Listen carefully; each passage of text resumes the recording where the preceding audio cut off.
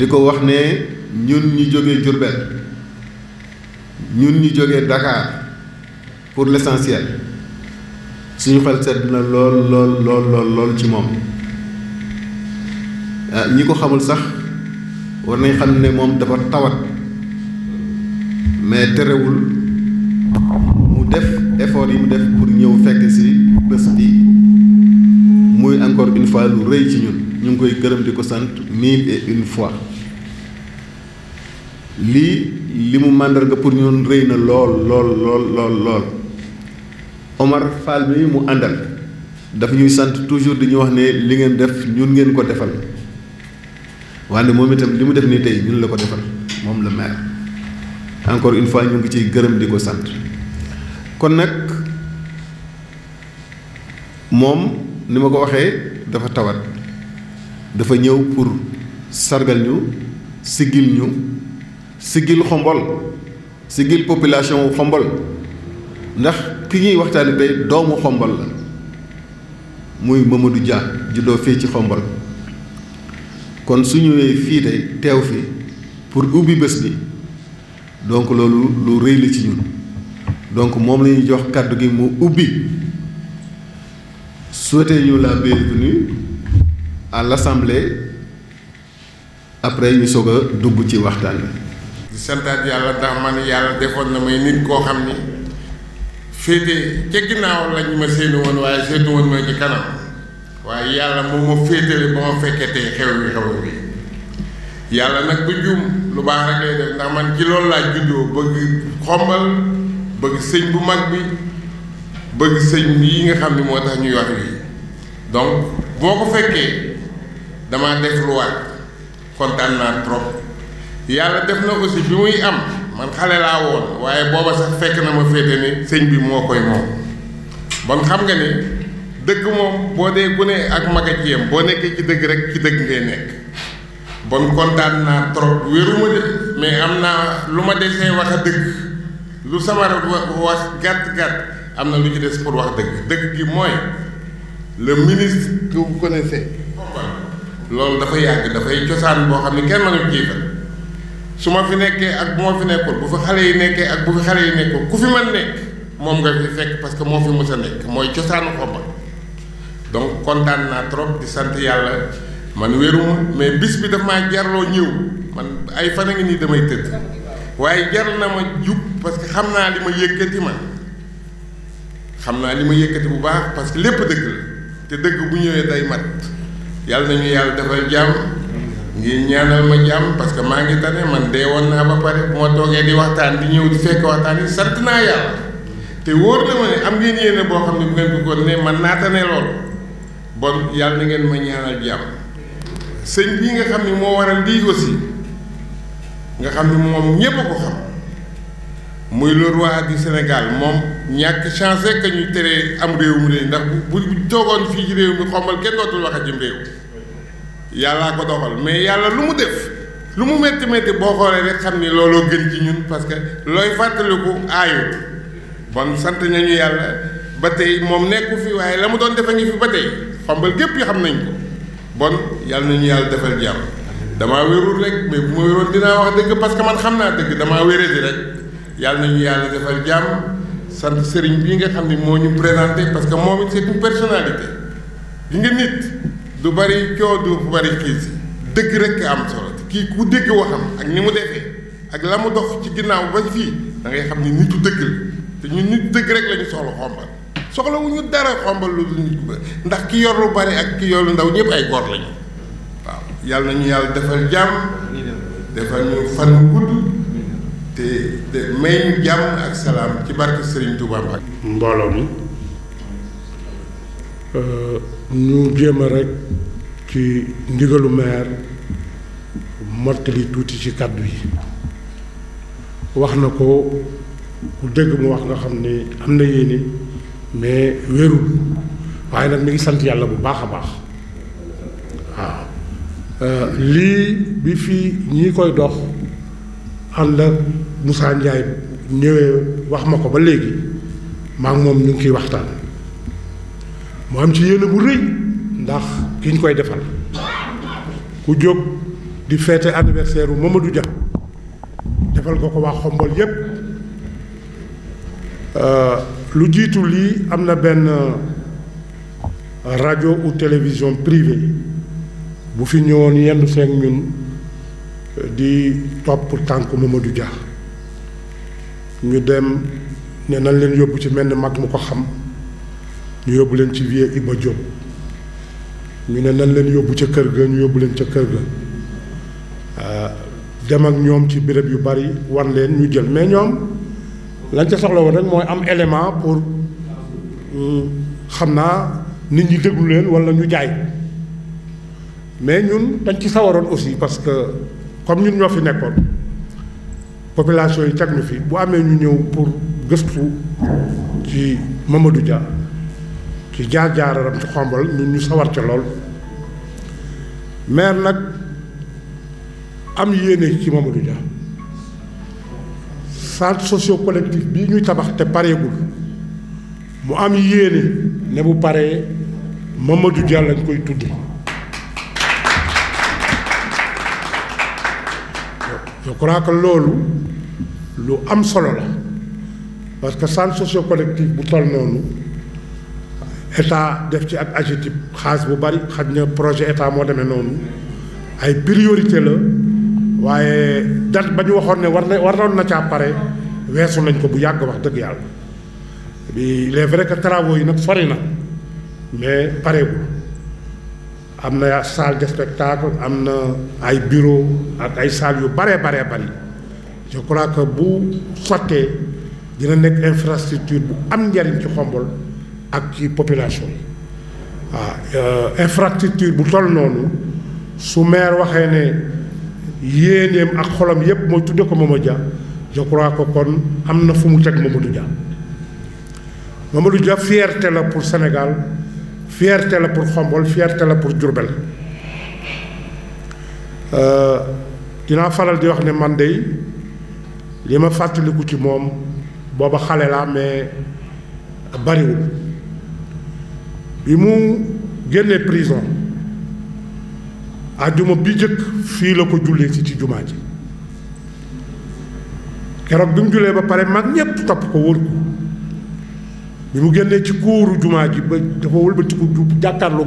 jumaa ji ànd ak ñi mu nekkaloon prison ñoom wal jooju mu ne man fii laa juddoo waaye bi may politique dama daan romb Xombol jumaa ji biñ koy tabax xale yi doon yenu xeer yi man mii ci laa bokk loolu dafa ma marqué à jamais loolu c'était en 1974 maa ngi doon jàng ñëwoon fi rek vacances loolu événement boobu ma fekke donc lii anniversaire bii lii ngeen di defal ngeen ko Xombol yépp li may jeexale rek mooy mbooloo mi waroon na ëpp lii fuuf waaye dañu nekk ci contexte bu doy waar barki démb rek la ñuy soog a def élection jiixi jaaxa am résultat yi kii naa maa gagné kii naa maa gagné climat boobu ci ngeen ñëwee mu dajeeg lii loolu mooy problème bi sinon bu fekkoon ne amul benn contestation amul benn problème ki gagné dina ànd ak mbooloom ñëw fii salle bi dina fees dell kon nag ñu sant yàlla bu baax a baax di leen gërëm di ñaan yàlla yéen ñi nga xam ne yéen a nekk di fête anniversaire am at bu jot di changer di ko def localité di wër Sénégal yàlla leen fi yàlla saxal yàlla leen yàlla may wér ak kattan xale yi yàlla leen yàlla dëgëral ñoom it ba ñu jël flambeau bi parce que lii lu am solo la parce que lii dafay dundal histoire maa ngi leen di gërëm di leen sant ci turu maire bi ci la mu wax yi mu wax ak ci turu conseil municipal bépp affaire bi tam bu ñu koy inauguré conseil municipal moo koy voté ñu tudde ko Mamadou Dia te loolu képp ku fi mën a toog dinañ ko wax ak yow waaw yéene bi daal mooy centre socio collectif bële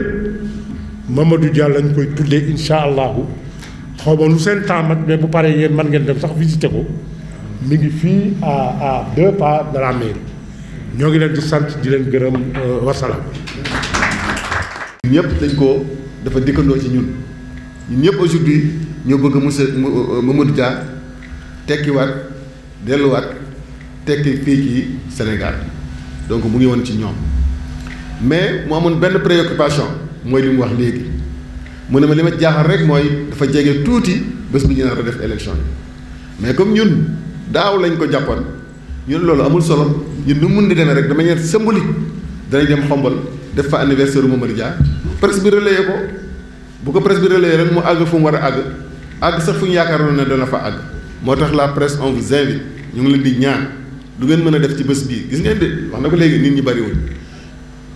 mënoon na fee fees dal am na ñu digoon feesal salle bi ñu leen jaru ko parce que tension bi nekk xombal soxlawul bu affaire bi amee sax yàlla ak Omar Fall mii la parce que Georges mii demoon na ba ne ma léegi nañ ko arrêté nañ ko annulé ma ne ko Georges bul waxati loolu bu ñu nekk ñaari nit danañ ko def xombal bu ñu nekk ñaari nit nañ ko def xombal parce que bii ci guddi lañ ko ne Georges est-ce que am ngeen autorisation Georges woo ma wax ma ko ma ne ko Georges ñun organiser nañu Dakar organiser Diourbel mësuñu laaj autorisation mais ma ne ko d'accord ma woo Omar ne ma mais loolu du dara adressé ko au maire andi ko ñu signé ko ensuite ñu transmettre ko rek à la gendarmerie mu jeex fii biñ ko waxee dafa daw directement Georges dem gendarmerie ne leen du fi amee kenn du assumer responsabilité dem leen Thiès seeti préfet mu di ko wax ma ko rek moo Omar di jàmbar fàkk di taxaw wax ma li mu ma wax ci guddi gi Georges bind lettre bi ñu andi ko fii jox ko gardien bi ci yeewu ñu yeewu jox ko secrétaire bi jox ko Omar signé ko maag Georges ñoo ko yóbbu gendarmerie mais bi ñu demee gendarmerie li yàlla def luy sotti rek bi ñu demee gendarmerie ñu fekk fa benn velléité mais tout de suite kii gis ku mu xam parce que papam daf fi nekkoon mais deful nekk moom lañ tudd hôpital bi mu dem kooku yombalal ko jox ko benn moo jox ko ne ko dem leen dara du leen fekk bu ngeen demee ngeen organiser donc lii moo waral bés bi am tey donc jërë ngeen jëf yéen ñëpp jërë ngeen jëf. moo sànni ci benn waa dafa am ku ñëw. oui. pour wan rek mbir mi ni mu ñu ñoree. mais loolu dama koy sere man dama communiquer ak ñu bari ci yéen ñi nekkoon ci maire bi actuel ñi génn ak ñi war a ñëw ñu bëri dama communiquer ak ñoom ma xam seen sentiment ci xombal moo tax bi ma kii nee nañ ko annulé ma ne ko mukk ci àddina li ma dégg ci xombal nañ dem rek bu ñu am ñaari nit danañ ko def xombal donc yéen ñëpp jërë ngeen jëf Babacar bàpp la jëri jërëjëf merci kontaan nañ après tout de suite soo moo nga ñëw wax ko donc ñu jox maintenant Pa Oumar mu wax leen programme bi liñ fas yéene def ak yi yéen mais nag dafa am événement xam nga Sénégal day joué tey donc programme bu guddi la ñu amoon mais dañ ko réduire parce que ñun ñëpp xam nañ ne bu waxtu yu jotee rek suñu xel fële lay nekk fu fi toog itam su xel fële lay nekk kon nag bala ñuy àgg foofu bu soobee yàlla ñu fexe ba tënk ko rapidement ñu libéré wu ñu dellu donc ci yitte yi dem seetaani Sénégal yàlla may ñu ndam ci match bi ñuy jub donc Pa Oumar vous avez la parole. ah 62 mooy table ronde day ñu def ci bunt bi ci la ko gis dans les réseaux dans Facebook ci la ko gis rek woo ma envoyé ma email ne ma ça m'intéresse maa ngi Paris mais dimbale leen ma rek ngeen wut lien ba bu kee ñu connecté ma intervenir mujj ñu ko mën a def pour des raisons techniques bii mu déggaat ko de la même manière mu ngi nii toog c'est un enseignant chercheur am na lu mu xam am na lu muy wuute yokk ci li mu xam pour ci Mamadou Dia donc moo ko fi andi mu ngi nii xam naa ne ci kanam dana jël parole moom itam pour wax. donc di ñaanal maire comme ni ñu ko waxee ndax geste bi mu def malgré état de santé fexe na ba ñëw ñoom yaakaar ni koo xam ne bokkul ci parti fexe ba am ñu dajalool xombal saxal leen pour ñu yóbbu xombal fu sore ñu ñaan yàlla mottali seen yéene yëpp di ñaan yàlla ko yàlla may chifa tamit pour gàttal daal dañu daje souvent lu bëri ci waxtaan ci affaire Mamadou Dia ba bi ñu mujjee daje mooy les événements du 17 décembre ñu defee ko Dakar El Hadj ni dañu def tout chaque année dañuy def 25 janvier daje juma Mermoz fa la ñu doon daje pour ñaanal Mamadou Dia yàlla def tamit mu am nit ñoo xam ne bokkuñu sax ci parti ak ñoo xam ne fu ñu dégg Mamadou Dia comme ni ñu ko waxee pour universitaire bi fu ñu dégg Mamadou Dia rek taxaw fa ñu mas tenir école normale supérieure jàppatuma at bi bu baax texte bi Makhtar Diouf bindoon sur la pensée économique de Mamadou Dia El Hadj bi moo ko lire Bassirou Diagne bi nekkoon sëriñ Dakar ni yàlla dafa def Sénégal ñaari nit ñoo xam ne lépp lu nit di def lu ñaaw loo bëgg ku ko yëg muy Mamadou Dia ak El Hadj Abdou Aziz Sy Dabakh ñun li ñu mun mooy di waxtaan ak nit ñi waxtaan ak askan bi que Mamadou Dia toll na foo xam ni li mu mérité pour koo xam ne léppam jox na ko Sénégal fi mu war a àgg li mu mérité ba léegi daal Sénégal joxagu ko si loolu la ñu taxaw pour ni dañuy jéem a wut ñun collectif boo xam ni ndax moom si boppam nit ku modeste la El Hadj peut témoigner bi ñu waxee dañuy def vie et œuvre de Mamadou Dia benn symposium moom si boppam sax d'accord si woon bi ñuy wax procès également Ablaye Wade bi muy doog a ñëw ni dañuy ubbiwaat moom si boppam d'accord si masul bëgg lu bëree bëri sax nit di wax si moom ñun nag ñu décider ak d'autres amis ñoo xam ne nekkuñu fi ñu di daal du sax pour réhabilitation mais lu toll ni ENEA il y a quelques 5 ans defe naa ENEA dañu doon fêter anniversaire mu am ñu fa nekkoon notamment le professeur Mary Teuw Niane ndax jàngale na ENEA ñu di daal li si Mamadou Dia def ak xalaat bi mu si am jar nañu tuddee école bi Mamadou Dia am na ñoo xam ne defuñu li mu def te tudd nañ leen lu rëy a rëy Sénégal si loolu daal la ñu bëggoon ñu àndandoo si pour suñu fi jógee tey jii bala ñoo pare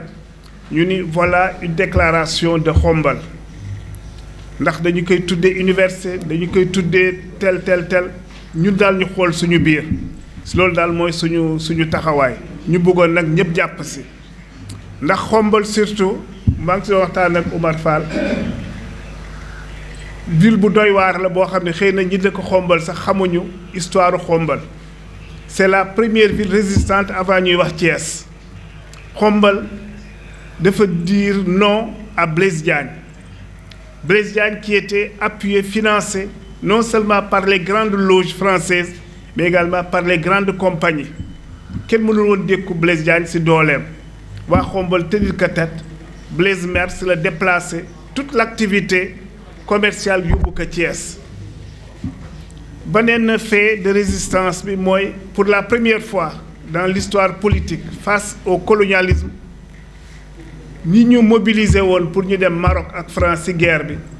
ñoo jëkk tenir tête fii à l'armée coloniale française à Khombole xëy na histoire dina ko indi ji ëllëg mu leer ci boppu nit ñi di gërëm aussi Georges ndax man yàgg naa ñëw Khombole depuis bi ñu créé ànd soppi pour seet ci papa ji Fiacre Coly ñëpp xam moom mooy premier maire de Khombole mais également un homme d'une dimension exceptionnelle intègre un grand militant également loolu yëpp fait notable pour Khombole nekk ville boo xam ni dafa war nekk tey point de départ waxuma sax pour élection yi ni mu amee nii ay nit ñoo xam ne bokkuñu ci parti dajaloo pour mun jox Khombole un autre visage loolu yëpp lu mun a am la ci ay loxo yu set ay gis-gis ak ay xalaat bañ a yàggal daal ci suñu gis-gis ñun li tax ñu def daje bi à Khombole pour mun ñu seet am beneen gis-gis ci Mamadou Dia ndax chercheur bi moom mi ngi ciy liggéey am na ñeneen ñu ciy liggéey bi ñu dajee Dakar aussi les événements du 7 décembre am na même koo xam ne bëggoon na ñëw tey mais yaramam moo neexul Adama Baytir Diop koo xam ne bind na ci Mamadou Dia ñu bëri bind nañu ak ñoo xam ne xëy na dañuy dem France di jàng walla Canada walla dara di def des études en économie professeur yoo xam ma su ñëw Sénégal si leen laaj ndax xam ngeen Mamadou Dia ba léegi soo waxee Mamadou Dia am na ñoo xam ne dégg nañu ko rek wante nit koo xam ni xëy na ku làqatu woon la ci politique feeñ na mais xëy na ci diineem am na ñu ko xam ak ñu ko xamul woon li ñuy ñaan daal mooy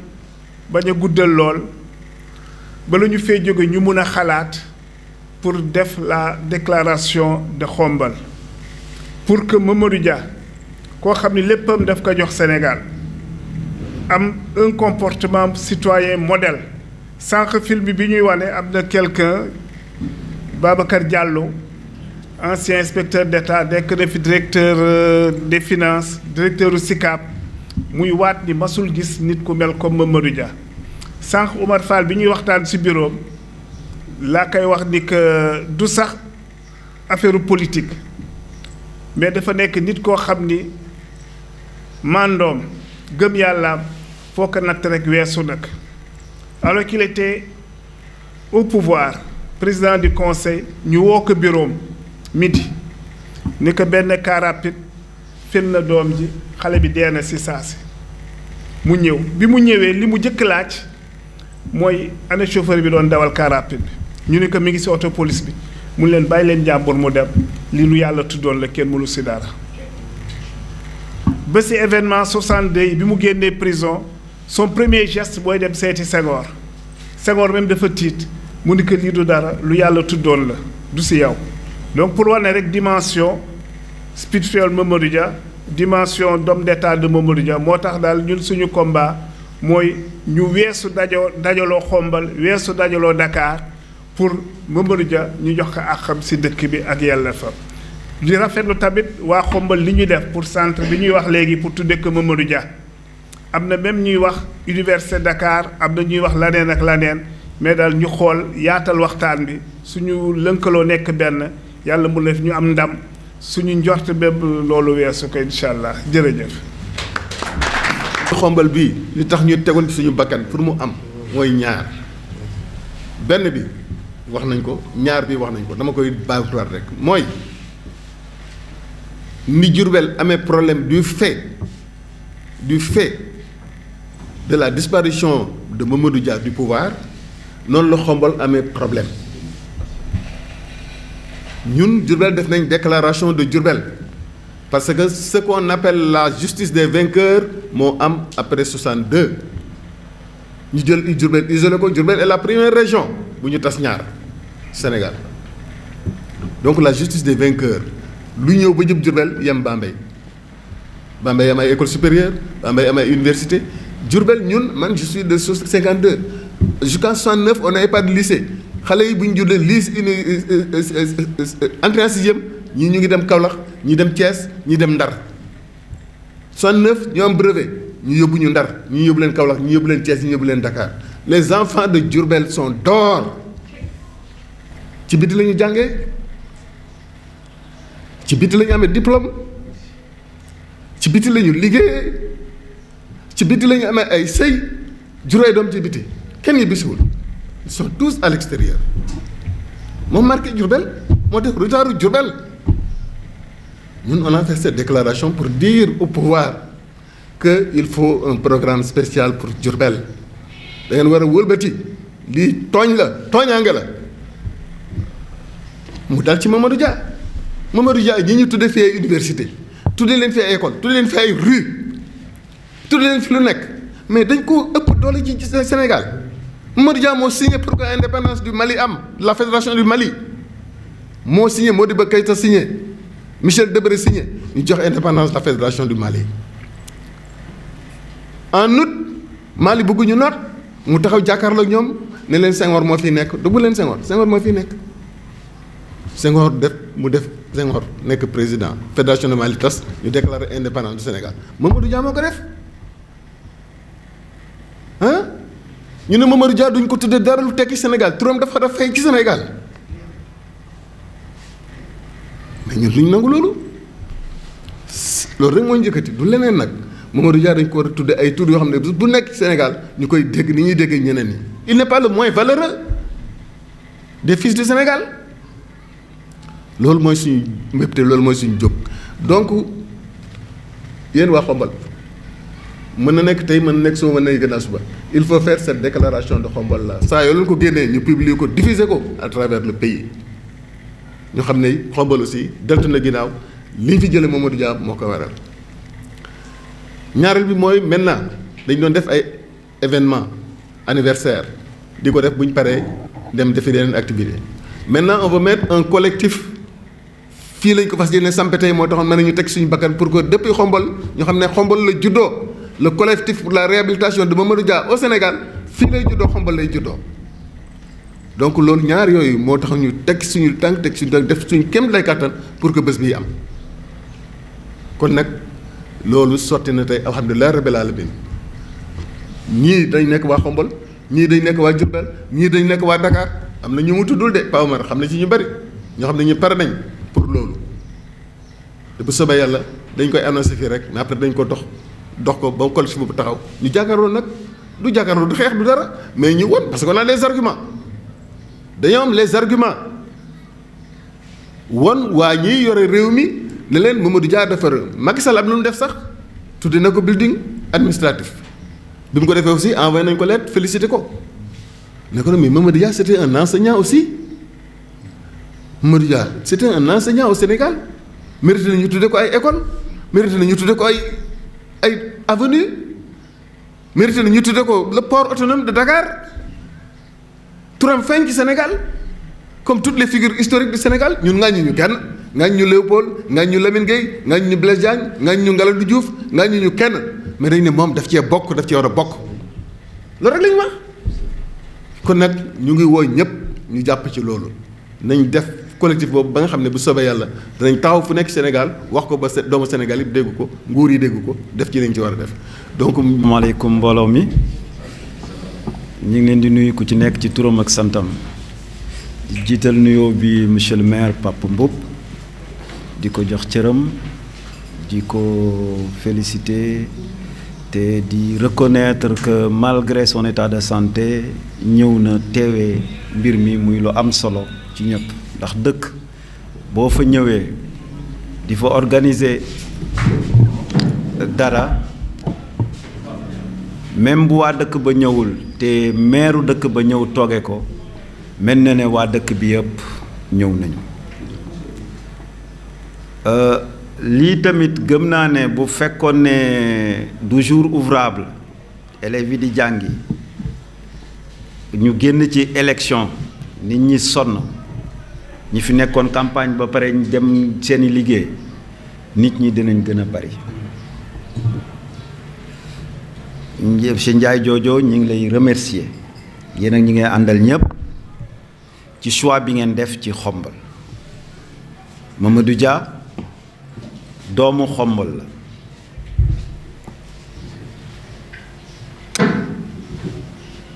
Mamadou Dia doomu Khombole la fi la juddoo ay waajuram fi la ñu nekkoon ñëpp xam ko muy mbokk ñëpp man nag dafa am benn témoignage bu may def rek ci sama première rencontre ak Mamadou Dia man maa ngi juddu 65 Mamadou Dia mi ngi dem prison en 62 bi ma koy njëkk a gis mooy bi ñu ko libéré prison mu ñëw bisu àjjuma julli si Khombole bi mu ñëwee julli si jóge fa dem këram je me rappelle jour boobu sama papa ak sa papa c'était de grands amis taxaw nañu waxtaan lu bari ci jumaa ji sama papa bu daan dem jumaa daf daan ànd ak man ci lañ fa jógee ñëw fekk ko këram bi ma ko sama papa présenté li mu def mooy tàllal sa loxo ma ñaanal la pour dire la dimension spirituelle de Mamadou Dia dafa wax tàllalal sa loxo ma ñaanal la ma tàllal sama loxo mu ñaanal ma malheureusement pour Khombole et le Sénégal et l'Afrique la diabolisation de Mamadou Dia dafa yeggoon à un certain niveau ba nit ñi jéemuñu xam sax lan la Mamadou Dia defal Sénégal lan la defal Afrique et là c'est très dommage et loolu dem na ba les Africains sax ñoo gën di gëstu ci Mamadou Dia que les Sénégalais Je me rappelle période bi ma nekkee au parlement de la CEDEAO, à chaque fois que nit ñi ñu toog di waxtaan ci Sénégal kaaw Mamadou Dia dafa doon soulever un grand homme, ce qu'il a fait pour l'Afrique, ce qu'il a fait pour le Sénégal, et ce qui veut dire que lu mu yàgg les gens finiront par reconnaître ce qu'a fait Mamadou Dia pour le Sénégal et l'Afrique. Et commencé na comme ni nga ko wax, le gouvernement du Sénégal def na un pas tuddee ko le building administratif. C'est une bonne chose, nous avons acclamé, mais il est temps que ñu gën a continuer ba réhabiliter réellement Mamadou Dia. ñëpp d'accord nañu actuellement que bu ñu toppoon liggéeyu Mamadou Dia, son plan de développement pour le Sénégal,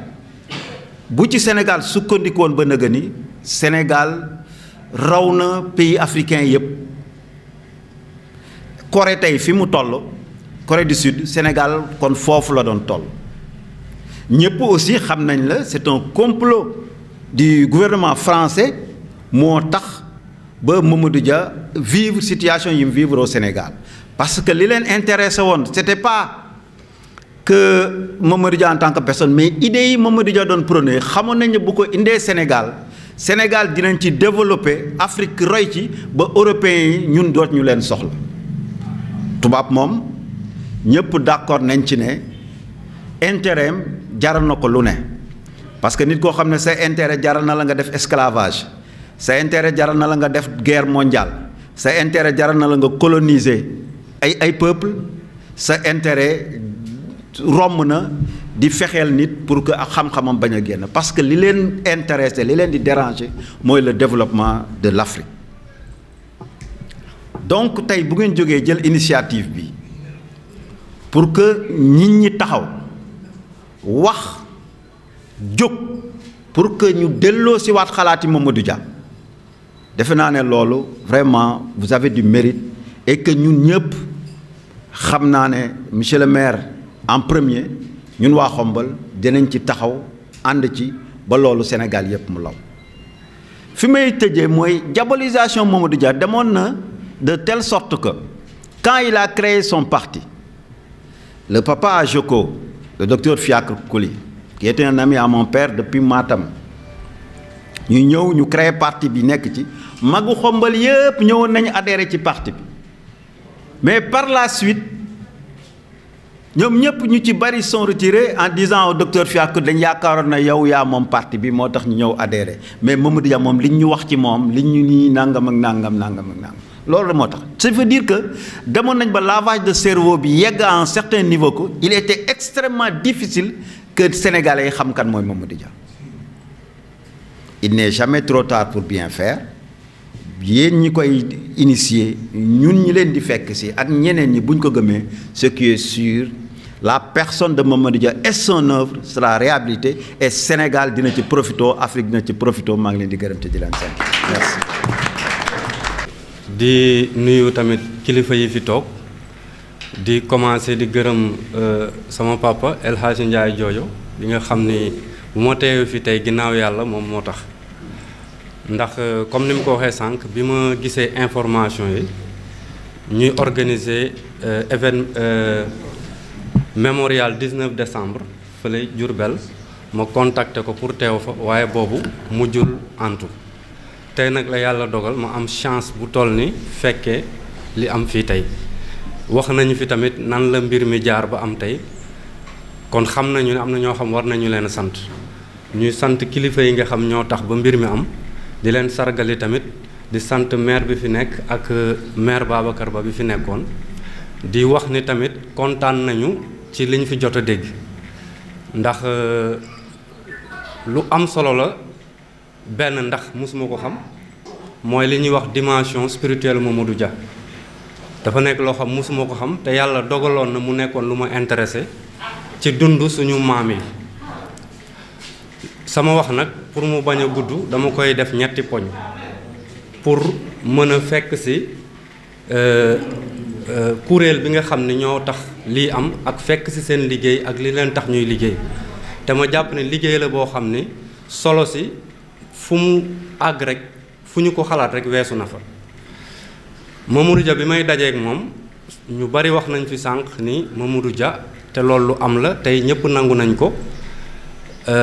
Sénégal dafa amoon ay tradition maanaam façon doxalinu réew yoo xam ne dañ ko jëlee ci jamono Blaise Diagne ba tey maa ngi mës a déglu benn vidéo Serigne Cheikh Ahmed Tidiane Sy radiallahu taala anhu muy wax ci benn vidéo ni Sénégal li ko yàq mooy politique gu notable te politique gu notable mooy lan mooy boo jaamaarloog sa moroom ci politique ba daan ko lépp lu taq ci moom da ngay xool noo ko yàqe bu dee dëkkam la da ngay fexe nooy alagee dëkk ba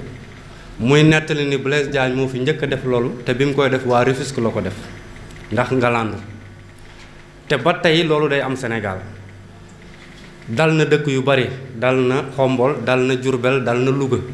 ak yeneen i dëkk loolu nag bokk na ci li boroom xam-xam yi tuddee tey bu ma koy tekki ci wolof maanaam fay sa maam parce que ñun ñëpp am nañu ay maam waaye maam kàddu maam dafa am lu muy tekki fii maam ci suñu cosaan du rekk képp koo xam ne si mës na dund ba jóge fi ci suñu cosaan maam bi ñu gën a fonk ci suñuy cosaan mooy maam bi nga xam ne dundam dañ ciy dund suñuy sët di ci dund ba ilaa yawmi diin loolu la ñuy wax ancêtre ci tubaab nga xam ne dañ leen daan jaamu ñu tuddee ko culte des ancêtres ñun nag réewu Afrique dafa bokk ci suñuy faiblesse maanaam ñun dañu xamul naka la ñuy sargale maam maanaam dund ak maam te historiens yi wane nañ ci cosaan ni bu njëkk suñuy maam bari na ñoo xam ne bu ñu daan làqu kenn du leen suul armeel ci biir kër gi la ñu leen di def wala ci biir dëkk bi te loolu defuñu ko ndax parce que gëmuñu yàlla wala dañoo xamadi déedéet xam moo tax ñu def ko ndax bu ñu ko suulee ca pénc ma wala ca kër ga dana tax ñu gën koo mën a jariñoo ndax ku yeewu sa xel ci moom lay dem booy wax yenn wax yi sax sa xel dina dem ci moom nga xam ni xabru bi rek dafay bokk ci liy defar wax ak diggante nit ñi ba pare jox nit ñi kàttan pour ñu mën a tabax seen tey ak ëllëg tubaab bi boo leen xoolee ba tey jii ni tubaab bu la gën a ndaw lu mu tuuti mën na laa waxal maam yi ñu jàppe ñoom tubaab yi ni ñoo tabax seen àdduna te ñooy seeni làmp ba àddunay tukki dund na 1000 at ci ginnaaw mi ngi doon dund tey boo demee France dañu lay tuddal ay Julius César dañu lay tuddal ay Aristote ñoo xam ne ay 2000 ans wala 1000 ans la ñu fi jóge ñun nag da ngay gis maam yoo xam ni fanweeri at ci ginnaaw dong la ñu fi jóge mais dañu leen di fàtte loolu nag du suñu coobare dafa am liggéey bu ñu def ci ñun ci suñuy bopp ba tax ñu sàggane maam maanaam ñi nga xam ne seen dund comme ni mu ko waxee dañoo jël seen bakkan seen kàttan seen alal seen jot def ko ci askan wi ba tey bari na loo xam si ñu ngi koy jariñoo ñoom ñoo tax kon ku toll noonu kooku mat naa tudde maam Mamadou Dia nag bi may taseeg moom ci anam yu mel nii laa taseeg moom ndax bi may taseeg moom 2002 la woon boobu maa ngi nekk étudiant nekk université Gaston Berger 2001 benn at ginnaaw loolu mi ngi publier woon autobiographie am muy l'Afrique le prix de la liberté muy wax ni Afrique buñ koy tekki ci wolof Afrique lim ñu war a jaral pour Afrique moom boppam mu koy nettali te boo xoolee nettali bi mooy day wane rek ni moom dundam Afrique la ko jox te bu ñëpp bëggee Afrique dem ku nekk da ngay jox sa dund Afrique parce que noonu la ñëpp def chinois yi tubaab yi ñoom ñëpp noonu la ñuy def jël seen dund jox ko seen dëkk loolu la ñu doon jàngal jamono boobu nag bi livre bi génnee étudiants yi foofu dajaloo ni il faut ñu def conférence ci ki nga xam ni moo tudd Mamadou Dia te nekkoon na fi président du conseil boobu sax étudiants yu bari xamaguñ lan mooy président du conseil ndax dañoo jàppoon ni président du conseil mooy président de la république mais gis nañ livre bi mu publier ko ñi ngi dégg presse bi di wax tuuti ci Mamadou Dia mais xamuñu kan la étudiants yi ne mais kii il faut ñu def ci moom conférence ci conférence boobu nag ci lañ ma njëkk a woo boobu maa ngi def science politique ñu woo ma ni ma yow foog nga def communication ci conférence bi mais li ñu bëgg nga waxal ñu mooy vision politique Mamadou Dia maanaam Mamadou Dia nan la gisee woon politique buy tabax Sénégal nga xam ne moom ci kàddoom mi ngi ko tuddee construction nationale ñu jël keneen sama beneen naataango boo xam moom géographe la di économiste ñu ni ko yow da nga ñuy waxal ci gis-gisu koom-koom bu Mamadou Dia nan la tabaxee koom-koom laata bi mu fi nekkee. man nag ci sama communication loolu la woon boobu nag laa jëkk a taseeg Mamadou Dia bi ma paree ci conférence boobu ndax bi may gëstu pour préparer li ñu ma santoon ci laa xam ne man mi ñu woo sax xaw ma woon Mamadou Dia bi may gëstu parce que bu ñu la nee kaay waxal ñu ci diw foog nga gëstu bi may gëstu laa gis ni man ndekete kii ñu may wax loo la ma yaakaaroon ni xam naa ko ci xaw ma ko foofu nag laa commencé di intéressé wu ci ñu mel ni Mamadou Dia tey jii damay intéressé wu ci ñoom Senghor Lamine Gueye Blaise Diagne Ngalandou ñoom ñëpp parce que dama dem ba gis ni ñun li ñu delloo ginnaaw lu tax tubaab bi man ñu tubaab daf ñoo ëpp yitte ci dund ak maam mooy ñi tabax seen réew ancêtres yi jox leen dara héritage ñun nag héritage la ñu mënul sàmm ba looloo waral lu ci ëpp dañuy foog ni bu ñu demul ci keneen du ñu am lu ñu demale suñu bopp te comme ni mu ko waxee sànq monsieur le maire laa di El Hadj Ndiaye laa di gis nga tey jii ñi gën a xam Mamadou Dia bokk na ci ñoo xam ne bu ñu la waxee seen nationalité da ngay tiit ay dëkk yoo xam ne boo déggee seen tur bi mën ngaa toog fukki at doo déggaat ñu tuddal la dëkk boobu ay Kazakhstan dëkk yoo xam ni kenn xamu leen daanaka mais am na ñu fa nekk ñoo xam ni dañuy gëstu Mamadou Dia di yéemu ci li mu liggéey ci économie loolu moo tax ma tasewoon ak Mamadou Dia boobu ba tey nag maa ngi nekk di intéressé wu ci dundam ba tey jii mooy wax ak yéen bari na loo xam ne si xaw ma ko ci moo tax ma koy sàkku xam loolu bokk na ci li tax ma sawar ma def le tout pour bokk ci li ndax jàpp naa ne su ma fi ñëwee dinaa fekk ñoo xam ni dund nañoo ak moom wala dund nañoo ku dund ak moom wala bokk nañoo ak moom ñu ma ko gën a xam mën ma cee wax lu ma xamul man nag seetlu rek laay demee li ma seetlu Sénégal mooy bokk na tamit ci suñuy problème réew mi dañuy wax ni toujours Sénégal benn bopp la kenn mënu ko toj mais boo seetee ci dëgg-dëgg Sénégal ñaar la ba tey dese naa doon benn bi mooy Sénégal bi nga xam dañoo jàpp ni Sénégalu diine rek la ñi bokk ci Sénégal boobu dañoo jàpp ni képp ku dul walliwu wala doomu walliwu wala doo sëtu walliwu amaloo Sénégal njariñ te mënuloo amal Sénégal njariñ boobu mooy Sénégalu diine bi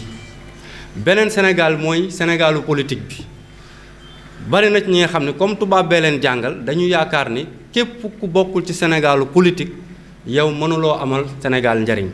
ñoom bu ñuy lijjanti bu ñuy jàpp maam Blaise Diagne lañ lay waxal Lamine Gueye Senghor Mamadou Dia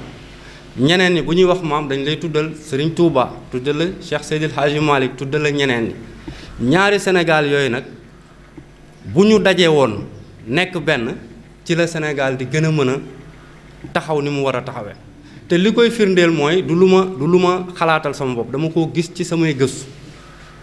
bu ma demee ci pàcc bi di waxtaan ak ñoom ci histoire u Sénégal damay gis ni ñoom nii la ñu gisee Sénégal bu ma demee ci ñeetam loolu laay gis ma jàpp ni kon bu ñu jëlee ñi fi doon jiite ci wàllu politique xool seen dimension spirituelle jàngal ko ñi ne ci wàllu diine xëy na dina créer benn pont maanaam ñu taqale ñaari Sénégal yi ba ñu gën a xamante bu ñu demee tamit ci ñi nekkoon ci wàllu diine wane seen dimension politique jàngal ko ñi ne ci politique bi ñoom tamit dinañu gën a mën a bàyyi xel Sénégalu diine bi gëstu yooyu nag ci laa nekk moo tax bu ñuy def ay anecdote ci dimension spirituelle Mamadou Dia dafay nekk lu am solo pour man li may mujje nag mooy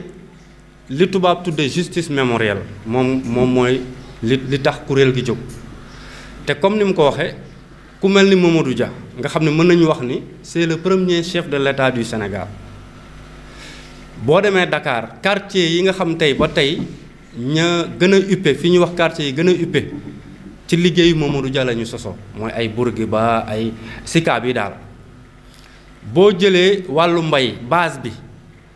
li tax baykat bi dem ba moom boppam mën a yaakaar coonoom ak jiwam loolu ci moom la donc mën nañu wax ne Sénégal li Sénégalais yi dundee ba ci ay années 90 fin 80 début 90 liggéeyu Mamadou Dia la ginnaaw yàlla ci wàllu xam-xam loolu même ñi ko doon noonoo nangu nañu ko ndax Senghor ci boppam dem na ba nangu ni moom poète la woon ba wax ni sax moom da daan teg ay téere économie ci taabalam pour di jàng ndax du woon économiste kon kooku nangu na ni kon li mu doon liggéey lépp liggéeyu Mamadou Dia la woon loolu nag li ci am solo du kii nangu na moo féete kee li ci am solo mooy ñun luñ ciy jàng mooy ku def lu toll noonu wax dëgg yàlla mérité na place bu ñuy jox képp ku ñu mën a jox place bu toll ñu tuddee la université wala sax ñuy jël sa xam-xam di ko jàngal te boo seetloo tey li ñuy wax tout le temps histoire wala àdduna toujours dafay mujj jox dëgg ki yelloo dëgg boo xoolee jamono boobu mooy wax ni ci laa njëkk a dajeeg Mamadou Dia ci xam-xam bi may nekk université jamono boobu daanaka association étudiant boo gis diggante 2001 ba 2005 at mu ne di nga gis ñett wala ñeenti conférence yoo xam si étudiants yi dañ koy def te ci Mamadou Dia lay doon te du am beneen boo xam si day nekk ci Senghor wala ci keneen mooy nit ñi dañoo dem histoire dafa dem ba nit ñi gis ni Mamadou Dia bii ñu effacé woon des mémoires nga xam dañu dem ba ñun suñuy parents ñemeetuñu woon wax waxam looloo tax ñun xamuñu ko parce que man tey sam papa su ma doon wax waxu Mamadou Dia dinaa ko xam mais sam papa waxuma ko parce que ñoom seen génération demoon nañu ba jàpp ni képp kuy wax waxam sax surtout boo nekkee fonctionnaire yow sa carrière mi ngi en danger génération boobu nag ñëw fal Ablaye Wade dañoo am li ñu tuddee soifu xam-xamu seen démb te boo xoolee tey Sénégal dafa am ñaari firnde yi wane ni Mamadou Dia dafa dekki te loolu dëgg histoire mooy def loolu histoire moom dëgg toujours ñi ko yelloo la koy jox tey jii boo xoolee université yi ñaari nit la étudiants yi jàpp ne ñoo mat a teewlu mooy Cheikh Anta Diop ak Mamadou Dia Cheikh Anta Diop bosam c'est très récent mën nañu wax ne ci fukki at yi mujj la mais Mamadou Dia depuis le début des années 2000 ba tey da ngay gis pexe yi jeunes yi di def ci wër ko ci réseaux sociaux yi ci gëstu ko ci archives yi ci def ay conférence pour gën ko xam kon kooku lu waral lool liggéeyam ak héritage bu mu fi bàyyi nga jël ci wàllu xam-xamam théorie vision am ci wàllu théologie parce que damay wax ni man li ma gis ci gëstu Mamadou Dia économiste la mais Mamadou Dia mbindam yamul ci économie dem na ba ci théologie dem na ci politique dem na ci anthropologie dem na ci pàccu xam-xam yu bari yoo xam tey jii boo xoolee ñu bari ñuy gëstu ci Sénégal pàcc yooyu la ñuy intéressé wu te loolu moo waral nag liggéeyam amoon solo ndax base intellectuelle bi mu ko tegoon moo dëgëroon loolu la ñuy wax pluridisciplinarité économie Mamadou Dia dafa tegu woon ci xam-xam yooyu yëpp anthropologie mooy xam-xamu nit ci aada ba mu bokk sociologie mooy xam-xamu nit ci askan wi mu bokk théologie mooy xam-xamu nit ci li mu gëm xam nga boo xamee société xam ko ci pàcc yooyu da nga koy mën a wutal koom-koom te koom-koom du lenn lu dul organiser nit ñi ba li ñuy dajale ñu mën koo séddale te kenn du ñàkk kenn du lor sa morom loolu rek mooy koom-koom loolu moo tax damay wax ni pensée Mamadou Dia lu am solo la kon bu ma ñëwee samay proposition damay proposer d'abord ñu continuer xeex bi mu wax mooy que architecture réew mi ci wàllu institution ci wàllu patrimoine bâti de l'État ci wàllu mémoire muy musée muy lu mu mënti doon Mamadou Dia dafa war a dañ ko war a jox gëddaam place bi mu mérite ndax bokk na ci les bâtisseurs de la nation il fait partie des bâtisseurs te Sénégal yàlla dogal na bariwul bâtisseur xam nga kon loolu du lu ndaw réew moo xam bariwul bâtisseur nga bokk ca bâtisseurs yi kon loolu du lu ndaw am na réew yoo xam dañuy am ay 1000 bâtisseurs Sénégal yàlla dogal na bâtisseurs yi bu ñu waxee dëgg rek teg suñu loxo ci xam-xamu histoire bâtisseurs yi ëppul ñaar fukk yooyu nag ku ci bokk doo ko ndaw surtout nga bokk ci juróom ya jiitu ca ñaar fukk yi kon kooku mérite na fu ñu munti yem ñu xeex pour gëdd bu mu war a am mu am ko ci turam fu ñu nit di toog ñuy xam ne kii mooy Mamadou Dia lii la fi def ñu koy bàyyi xel mais pour man war nañu weesu foofu parce que tey boo xoolee am na ay mouvement yu créé wu yuy wax mouvement pour l'enseignement de la pensée de Cheikh Anta Diop nga xam ne mouvement la boo xam yemul Sénégal mi ngi ci réewu Afrique yu bari réewu Afrique yi sax la ëpp doole que Sénégal noonu la war a amee mouvement pour l'enseignement de la pensée de Mamadou Dia parce que pensée Mamadou Dia bokkul ak pensée yi nga xam ne da nga koy def nii rek pour xalaat mooy pensée yi tabax réew di tabax àdduna daf ci bokk comme ni pensée Aristote bokkee ci li tabax àdduna ni pensée Charles de Gaulle bokkee ci li tabax àdduna pensée Mamadou Dia noonu la war a bokkee ci li tabax Afrique ak àdduna te bind na livre bu mel noonu nation africaine et solidarité mondiale di ci def maanaam vision am nan la ñu war a tabaxee àdduna si ak Afrique ban rôle la ci war a jouer kon kooku pensée am rek bu ñu ko jëlee fexe ba créer ci héritage boo xam dafay law, je crois que dinañu réaliser l'essentiel. Mais li ëpp solo mooy li mu wax parce que ñun suñuy réew dañu gëm tamit lu ñuy teg loxo faaw d'abord ñu fexe ba gëdd bi mu war a am ci ay université luñ ko war a tuddee wala fu ñu war a def turam wala fu ñu ko war a waxee ñu wax ko. Ensuite localité yi nga xam ne fi la bàyyikoo ñu def fi li ñu fa war a def maanaam ñu fexe ba la victoire des vainqueurs la ñu fexe ba corriger conséquences yi mu am ci dëkk yu mel ni Diourbel ak Khombole ak yeneen dëkk. Mais li may proposer mooy bu ñu mënoon créer mouvement boo xam day basé wu ci jeunesse bi xaw ma nu ñu ko mën a tuddee mais pour enseignement de la pensée de Mamadou Dia, enseignement et vulgarisation de la pensée de Mamadou Dia. Mën nañ ko def ci activités yu bari mais mouvement bi bu ñu ko créer mu nekk des mouvements de jeunesse d'abord ay jeunesse porté ko te pour man fii la war a déparé Khombole jeunesse su Khombole ñoo war a nekk le fleuron bi war a créer mouvement boobu. Parce que tey boroom xam-xam yu bari yu wax ci Afrique nee nañu Afrique du dem tant que Afrique tegul loxoom ci li mu am ci xam-xam ci wàllu koom-koom économistes africains yëpp nangu nañ ni modèle économique yi ñuy topp yëpp dañoo échoué yëpp kon modèle économique yi nga xam ne ñun bañ ko commencé def nañ fukki at ak juróom yoo xam si ñi ngi am tawféex modèle économique yooyu la ñu war a jël te yooyu bokk na ci modèle économique bu moom mu jàll li mu tuddee économie autogestionnaire. Beneen firnde mooy tey le mouvement Pastef bi ñuy wax ni mouvement Pastef bii man mouvement Pastef laay wax du ma wax parti Pastef parce que pour man mouvement la avant ñuy créer parti ci biir mouvement Pastef boo xoolee valeurs yu bari yu muy incarné ak jeunes yu bari yi ci ne boo demoon di leen interviewer boo ci jëlee fukki jeunes boo leen laajee ndax xam nga Mamadou Dia 8 ya dañ naan la xam nañu ko d'ailleurs sama référence la lu am solo la bokk na ci succès Pastef bii tey xam-xam ak yitte bi ñu def ci xam les idées de Mamadou Dia ak jël ko comme exemple parce que man mouvement Pastef leader yi am na ci ñoo xam ñoo bokkandoo di jàng samay promotionnaire lañ bi ñuy nekk université gisoon naa leen ñu di am yitte ci loolu ci xam Mamadou Dia te xam naa ni jeunesse yi leen topp loolu la ñuy def ci ñoom parce que référence mouvement Pastef mooy les bâtisseurs ay Cheikh Anta Diop ay Mamadou Dia ñi nga xam dañ leen a écarté créer benn leadership boo xam ne si moom mooy le leadership modéré mais leadership ñi nga xam ne ñoom ñooy les authentiques Pastef mooy seen référence boo jëlee yeneen jeunesse yu bari yu nekk fii ak Afrique muy Mali muy Burkina nga xam ne def nañu seen petite révolution jeunesse yooyu bari na ci seen leader yoo xam man personnellement xam naa leen dañoo am yitte ci pensée Mamadou Dia ak vision politique am kon loolu firnde la ci ni histoire jox na dëgg Mamadou Dia jox nañu firnde tamit ci ni kon xëy na yenn ci yoon yi ñuy mën a génne fii ëllëg mooy yoonu Mamadou Dia bi mu tracé mooy li mu gis ci politique ak koom-koom maa ngi leen di sant di jéggalu ci gudd bi. Mor Ngom jeunesse autogestionnaire panafricaniste Mamadou Dia andiaanee na kat affaire yaa ngi sa loxo donc yow tam am nga liggéey ñuy rafetlu bu baax a baax éclairage yi nga fi andi jërëjëf yal na la yàlla mottalil sa yoon yal na nga gën a am ay leer ci li ngay dox ndax njëriñu Sénégal la njëriñu Afrique la njëriñu àddina la et loolu lu yàgg la fii ñun wax naa ko léegi Mor mais mooy responsable des jeunes autogestionnaires panafricanistes Mamadou Dia Cheikh Anta Diop c'est le parrain des cadres autogestionnaires panafricanistes Cheikh Anta Diop Senghor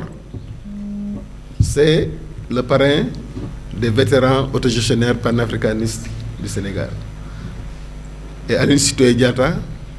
est la marraine des femmes autogestionnaires panafricanistes. Donc c'est les mouvements de notre parti qui ont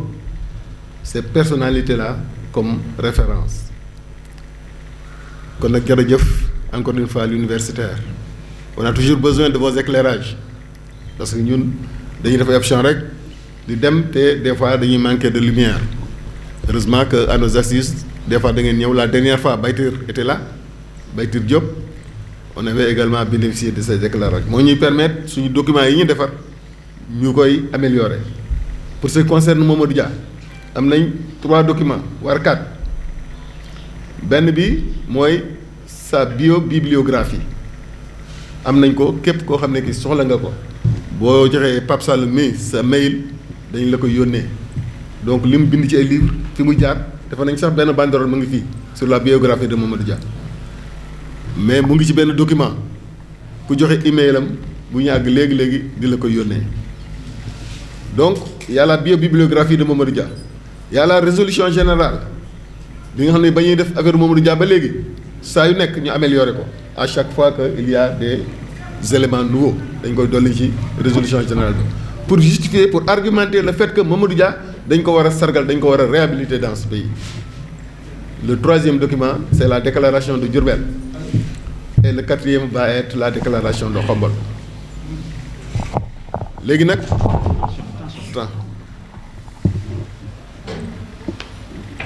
mu am ku fi nekk ku fi toog bokk ci artistes yi bokk ci la mémoire également ñi nga xam ne dañuy perpétuer la mémoire muy Mamadou Diong bii bi ñuy defar anniversaire Diourbel bi dafa def loo xam ne gi amagul ci Sénégal benn woy boo xam ne bii dañ ko dédié Mamadou Dia woy buy woy Mamadou Dia mu war a jàll ci rajo Sénégal yi rajo ci fi nekk Mamadou Diong bii moo def woy boobu laa bëgg nag ñu teg ko rek bu ñu paree ñu libéré kilifa yi may leen moom dañu dem noppalu ji parce qu'on aura fait l'essentiel wax nañ ko ci dès le début affaire bi dañ koy écouter aujourd'hui symbolique rek la woon dañ ko doon def pour le symbole parce que mënul woon ñàkk parce que dañ ko yàgg a jàpp mais donc fi mu nekk nii man di on est suffisamment content on est suffisamment satisfait de ce qui s'est passé jusqu'ici. bi ma ñëwee mu ne ma c'est juste pour te dire que li nga def Khombole man sax defuma ko fi ma ne ko non papa ñun yaay suñu référence yaay suñu royukaay ci yow la ñuy xool mu ne ma man la chance que j'ai te yow amuloo ko mooy j'avais Mamadou Dia à mes côtés lépp lu mu def Khombole Mamadou Dia moo ma jàppale pour ma def ko mu tali château d'eau yi adduction d'eau yi lampe yi yëpp c'est Mamadou Dia qui était derrière moo ma jàppale pour ma def ko mu ne ma yow tu n'as pas cette chance là avec le président Abdoulaye Wade donc loolu laa mujjee waxtaan pour tontu que Mamadou Dia a beaucoup fait pour Khombole ñu bari doon wax il militait pas à Khombole ça c'est autre chose c'est des questions d'ordre politique et trucs mais pour son amour pour Khombole Mamadou Dia li tax Khombole ëppale yeneen dëkk yi mu tolloo yépp ay infrastructures ça c'est grâce à Mamadou Dia avec l'aide du docteur Fiacre Coly beneen bi pour ñu tuddee ko dara bon yàlla moo ko dogal parce qu'on avait créé une commission pour xalaat ci mbeddi dëkk bi ñan lañ koy tuddee commission bi liggéey ba def ay proposition bokkoon na ci mbedd bi jógee këram dem ba gaaru Thiès pour ñu tuddee ko avenue Mamadou Dia mais dafa amoon yeneen tour yu ñu proposé pour yeneen te nit ñi d'accorduñu ci mu am ay xëccoo ñu indi ko conseil ñu ne nañ ko renvoyer waat bëgguñu mu am tiraillement pour que nit ñi mën ci waxtaan ba am consensus pour que bu ñu ñëwee du am benn jafe-jafe xëy na loolu yàlla moo ko dogalul mais loolu moo tax mais dañ lay encourager jëlal initiative bi ak les d'autres jeunes pour que Khombole ngeen jàngale kan mooy Mamadou Dia tu as la chance da ngay jàngale jeune nga bindkat nga donc vraiment je ne vois pas une personne mieux placée que yow pour que loolu liggéey boobu nga jël ko ñun ñëpp ñëw ànd ceeg yow jàppale ci pour que waa Khombole xam kan mooy Mamadou Dia. Mbacke Gaynde Fatma moom xaritu Mamadou Dia la woon ñu bëri sax xamuñu woon ni Mamadou Dia nekk te sëñ Mamadou Moustapha Mbacke moom lañ ko tuddee El Hadj Abdou comme son jeune frère El Hadj Abdou partisan Mamadou Dia la ñu woon Serigne Fallou moom de tout temps xaritu Senghor la nekkoon comme Cheikh Mbacke lui faisait la guerre. Senghor nekk na au pouvoir il faut mu ànd ki koy jàppale kaawu Thierno Seydou Nourou moom problème bi depuis BDS et CFIO amoon na contentieux ak Lamine Gueye looloo ko yóbbu moom si mu nekk partisan Senghor mais jour bi Mamadou Dia génne prison par hasard si ñu jëkk ñëw kër Mamadou Dia ndax këru Sicap bi Liberté 5 bi mu nekkee prison le Fat Diop sa première femme def la démarche ni comme moom li mu mas am yëpp daf koy verser au trésor léegi il est en prison indemnité bi famille bi moo ko moom pour mu dund si la femme bi def démarche ba ñu am këru Sicap bi Thierno Seydou ñëw ni maa ngi sant yàlla bi ma yàlla bàyyee ma dund ba léegi Mamadou Dia génn ma mun ko balu ndax en 62 dañ ma naxoon comprendre ma woon donc divergence yi des deux camps xëy na c'était profond mais pour qui peut réfléchir système coopératif le paysan devient autonome dans son terroir alors que dans le système pour ne pas avoir peur dans le système mouride toolu àllarba dafa am dès que le paysan devient autonome dootul mun dem ci toolu jàmbur boppam lay bayal ndax gis na ci njëriñ bi bokk na ci coopérative am na compte à la banque de développement kenn dootu ko nax donc petit à petit c'est libérer le paysan loolu moo indi divergence entre certains chefs religieux ak Mamadou Dia beneen problème bi mooy la banque de développement ça devait une banque agricole Mamadou Dia bi mu laajee la situation ñu ni ko am na ay députés yu ci leb am na ay sëriñ yu ci leb mun leen damay dem Paris semaine prochaine mais su ma ñibbisee képp ku ci leb di nga fay walla nga dem kaso comme nit ñi aussi dañ koy jël au mot ndax li mu wax moom loolu lay def suñ kii nañ ko teel jógal am na même kuy wax imité nañu signature am pour wax sëriñ daf leen di jàpp yóbbu kaso mais ñi yore woon xaalis banque bi ñooñu la jàppanteel ba ñi déposer motion de censure ndax am na si ñoo xam ni quelque mun nañ ko mel ni Maguette Lo ñëw naa après si Mamadou di ko balu expliquer ni Galenka qui était responsable de la chambre de commerce Galenka jox na entre 2 millions à l'époque et 4 millions aux députés pour ñu voter la motion de censure ensuite kër Lamine Gueye lañ ko voté sur le plan juridique est-ce que c'est valable c'est légitime etc. alors que Lamine Gueye en personne fédération du Mali bi mu tasee dafa dem ànd ak les Soudanais Senghor ni que kii du nitu dara il faut qu'on l'écrase moom la ni que mukk moom mooy suñu doyen il faut le récupérer alors que mu amoon na possibilité moom éliminer Lamine Gueye comme Mamadou Dia amoon na possibilité fédération du Mali éliminer Senghor ndax éclatement fédération du Mali bëri na ay ñu ci bind lool ba ci taawu wal joojo bi Guédel moom la def sa thèse d'état l'éclatement de la fédération du Mali il s'est trouvé que négociation yi bi mu amee Senghor moo war nekk président Modibo Keïta ñëw gis Mamadou Dia ni ko def nañu erreur bu rëy a rëy mu ni ko ban erreur mu ni ko soo xoolee les deux entités presque c'est à 95% de musulmans un catholique waroon ko jiite loolu moo indi problème fédération du Mali Mamadou Dia sa réponse est simple négociation politique yi ñu def yëpp Senghor moo war jiitu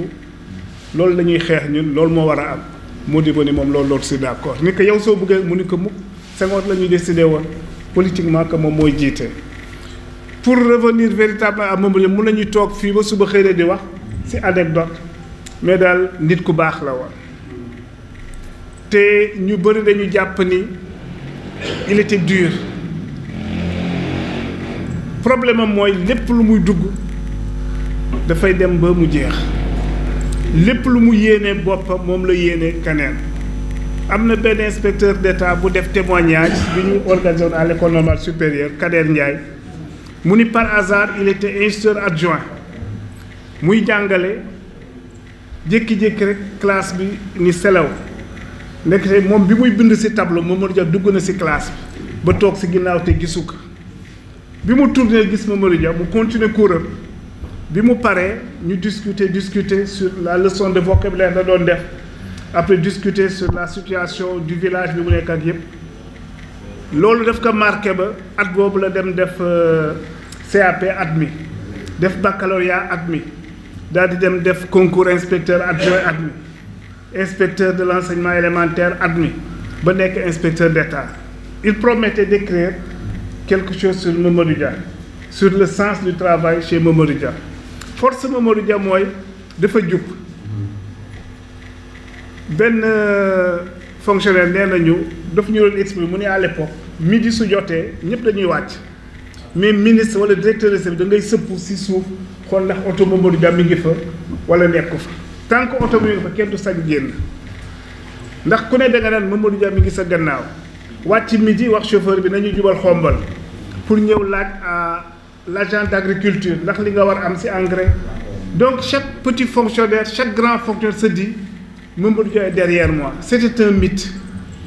Mythe boobu nag moo amatul yeewu le matin 4h du matin wala 4h30 nekk ci jàkk sànjaal bi ba 7h muy doog a dem building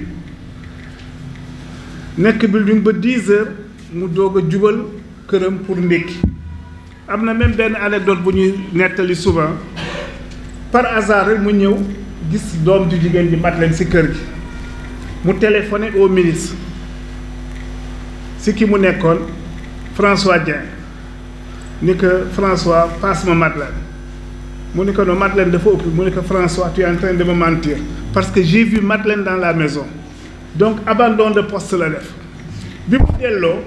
dafa demander à Madeleine mu revenir dans son bureau taper sa propre lettre de radiation de la fonction publique. Comme il le dit lui-même, j'ai été dur envers moi-même, dur envers les autres. Il a voulu montrer l'exemple. doomam yi ñoom ñëpp ils ont reconnu li seen papa nekk président du conseil kenn ma su dugg ci oto ku ci jàng da ngay dox ku nekk ci école publique nga nekk mooy moom lu mu def loolu lay dem ba ci biir te yàlla da ci ànd te man lu ma décidé tey jii sama doom mën na ñëw ne papa léegi li ma génn dellu gannaaw donc nit la koo xam ne daal sur le plan xëy na politique mun nañu wax mais sur le plan spirituel comme ni ko chercheur bi di wax mi ngi nettali suñu benn xarit Abbas Sall doomu Abbas Sall Abdallah Sall mu ni que par exemple le 18 décembre si la ñu dem prison le 18 décembre ba ni muy taxaw di wax ak moom bés bu nekk mu def 12000 salaatul faatih par jour 12000 par jour alors que nit ordinaire 1000 sax lu doy waar la pour mu loolu daf ko depuis 18 décembre la ko comme ba ni muy waxtaan ak ba wax ak moom ku ko ŋàññi daal xëy na da nga ko ŋàññi wax dama ko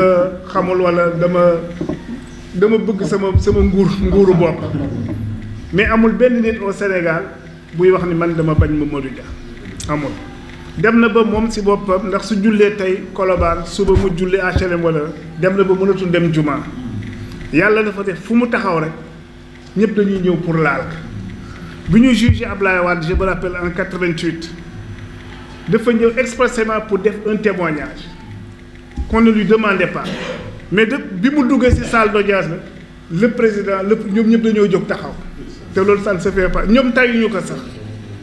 alors il y avait un avocat de Wade un avocat français mu ni moom masul gis loolu nit ko dafa dugg rek ñëpp la impressionné il faut mu dem ba këram xool kii mooy nit ban façon nit la daal sànq aussi muur mi ngi koy wax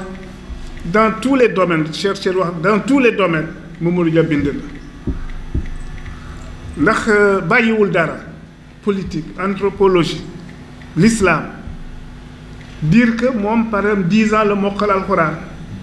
lu raar la loolu Sénégal 10 ans la mokkal alxuraan 17 ans la jël werdu tijaan pour wane ni nit ku jub la 20 ans la takk jabar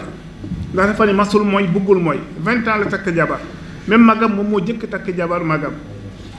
waaw nit la koo xam ne daal ku ko faral di xam nitu yàlla la avant tout nitu yàlla la ñiy wax par exemple ñun am nañu benn secrétariat ak Fallou Ndoye jàppante ba ndax Fallou Ndoye murit bu fanatique la woon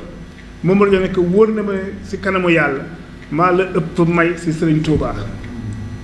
ndax xale à Diourbel bi ñuy tabax jumaa ji bokk na ci xale yi doon yenu xeer yi di yóbbu ba benn bés ndax sëñ Touba daawul génn lu bari benn bés mu yenu xeer yi bay teg rek sëñ Touba génn mu ñëw nuyu ko sëñ bi ñaanal ko ñaan ci bopp bi dugg ci néeg bi génne tuuti suukar may ko moom may mag yu fa nekkoon ni xale bii de ëllëg si bi dina tekki xamuñu fu mu ñuy fekk mais kii dina tekki en bref daal ñuy ñaan comme ni ñu fi waxoon sànq pour que Diourbel ñu mel ni Mbour il y a des ressources liggéey boobu ñu mun ko entamer am na d'autres camarades ñoo xam ne xëy nañ mënuñu ñëw tey am na koo xam ni par exemple animateur panel bi Babacar Ndiaye, c'est un ancien directeur des Archives nationales. Il voulait faire une thèse de 3e cycle sur Mamadou Dia. Le prof bi ko doon encadré Mbaye Gueye, le regretté Mbaye Gueye, dem ba si bi ni que sujet bi daal Babacar toll na foo xam ne ça mérite une thèse d'état na nga élargir sa recherche yi. Sànq le prof chercheur mi ngi koy wax, on avait également un sympathisant à l'université de Saint-Louis, le professeur marocain Moujib. Lui dem na bay wax daal moom dafa dem di gëstu moom ba finalement Mamadou Dia si moom day mel ni ñi nga xam ne ñoom ñoo toppoon yonente bi sallallahu alayhi wa sallam ku mel ni Ali moom daal Ali la koy jox nga xam ne buggul dara rëccik buggul dara ëllëg si muy daje boroomam ñu ko wax fii defoon nga faute wala dara. Donc sooy diriger da ngay fexe ba ñi ngay jiite nga gën leen jub gën leen maandu am qualité yoo xam ne ñëpp dañu koy mun roy si. tey ñu ngi xombal waa xombal yi wax nañ fi ay questions yu am solo am na ñu ne lan la Mamadou Dia defal xombal mais ñun ñëpp xam nañ ne tey Mamadou Dia fii la juddoo donc waa xombal la kenn mënul dindi nit juddoo ci bërëb nga ne bokk fa loolu moom kenn amu ci droit donc Mamadou Dia waa xombal la lu mu fi def ak lu mu fi deful ñooñu maintenant les historiens danañ tontu maire commencé na tontu seede na li ko premier maire Fiacre Coly wax loolu war ngeen ko jël yéen ñi bëgg a défendre xombal défendre Mamadou Dia ci xombal loolu war ngeen xam ne les témoignages de Fiacre par rapport aux réalisations à xombal kooku ci loxo Mamadou Dia mu ngi ci biir. Deuxièmement, Khombol fait partie du Sénégal. Le fils de Khombol est aussi le fils du Sénégal. Et ce que Mamadou Dia a fait pour le Sénégal, les Khombolois aussi doivent pouvoir le vivre,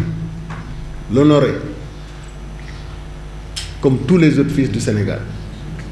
Ensuite, c'est un fils d'Afrique. Le Khombolois aussi, il est fils d'Afrique. Mais nag sant yàlla la kooku jóge xombol am dimension boobu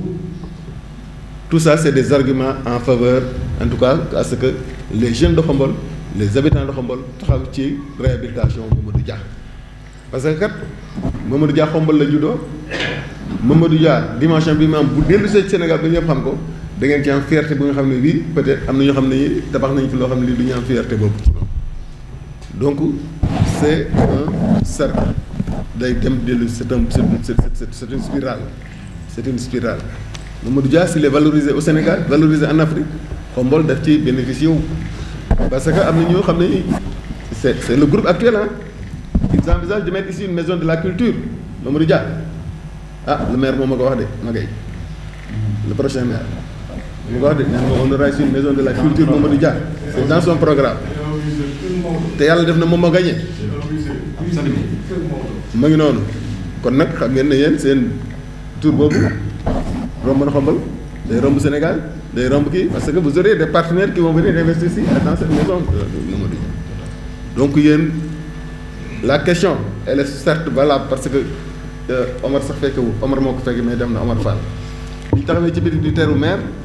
am na ay étudiants ay élèves yu ñëw taxaw fii avec les banderoles yu ñu def fii ñuy laajte lu fi xew on leur a expliqué brièvement ñu ne ah bon donc vous avez un devoir d'explication vous avez un devoir d'information et d'explication il faut organiser dans les écoles dans les lycées des conférences c'est ça qu'il vous faut faire kii Omar Moussa bi xam na de ñun on a été formés dans des écoles dans des trucs restreints ngeen nekk ay 3-4 personnes ay nit am xam-xam dikk di wax ak yéen la formation il faut former boo former benn nit rek am na solo wax balaa nga former un groupe et vous avez des groupes de jeunes yi effectivement aujourd'hui tey fëkk nañ leen këf nañ leen mais il y a quand même des résistances il faut exploiter ça donc former benn xale former ñaari xale man de je le fais en sport en football man su ma demee entraînement su benn xale ñëwee ma toog fa ak moom di ko entraîner si ñeneen ñi absenté sa su ma nekku ci loolu l'essentiel na am koo xam ne que pare na pour ma former ko et je l'ai fait depuis très longtemps je le fais et je le fais actuellement encore